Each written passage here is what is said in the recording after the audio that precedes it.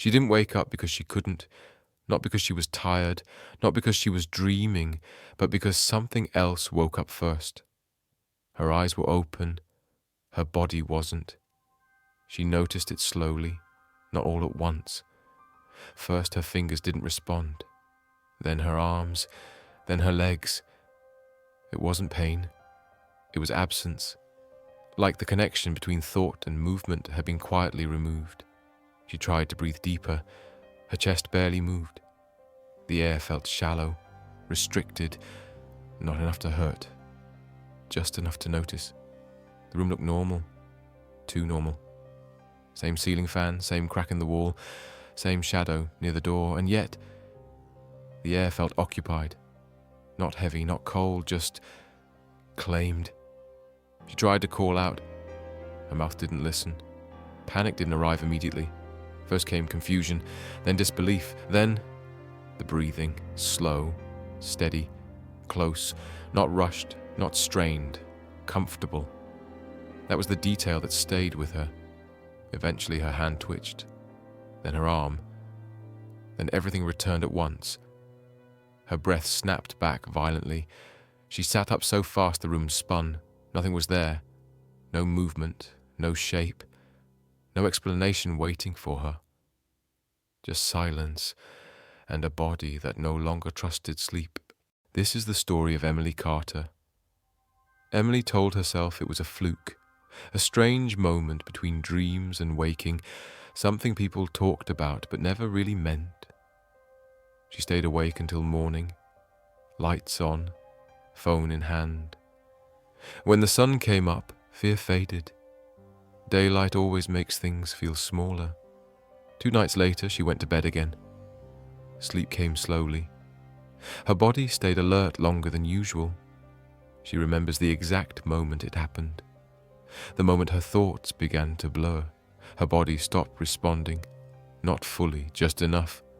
Her arms went numb. Her chest tightened. She tried to move.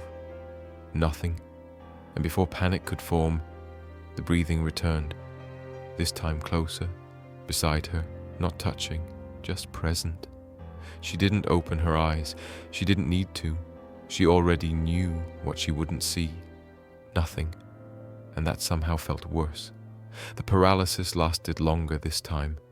Not seconds, long enough to count breaths, long enough to feel watched. When it ended, she didn't jump up. She stayed still, listening, waiting to hear something move away. Nothing did. By the 3rd time, Emily stopped calling it random. It followed patterns, rules. It waited until she was exhausted. It happened faster when she slept on her back. It lingered longer when she panicked. And it always left the same way. Suddenly, without warning, without explanation, she changed how she slept. Lights on, music playing, sometimes sitting upright. It didn't matter. When it wanted her still, it took her stillness. The worst part wasn't the paralysis anymore. It was anticipation of that moment before sleep when her body went quiet and she thought, this is where it starts. Her heart would race, her breathing would speed up, and then nothing. Frozen, held. Sometimes she felt weight, not crushing, just resting. Sometimes she felt fingers, not gripping, just reminding, and always the breathing, unbothered, like this was routine, like this had happened many times before, just not to her. Emily stopped fighting sleep. She stopped fighting the paralysis. She just waited for it. And that changed something. The fear didn't disappear, but it softened.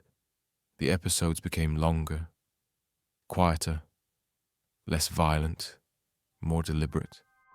One night, she noticed something new. The breathing wasn't beside her anymore. It was above. Not close enough to touch, close enough to feel. She tried not to react, tried not to panic. The pressure on her chest didn't increase. It stayed steady, patient, like it was waiting for a response. She realized then, this wasn't random. It was responsive. It reacted to fear, to resistance, to attention.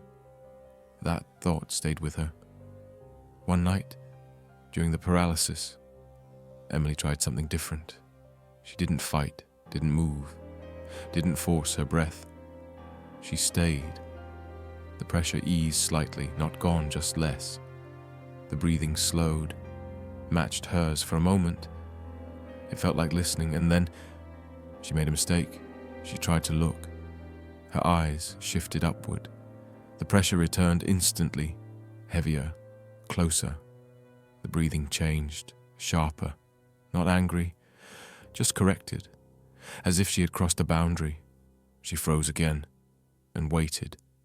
When it finally ended, she felt exhausted, not relieved, not shaken, just drained, as if something had taken exactly what it needed.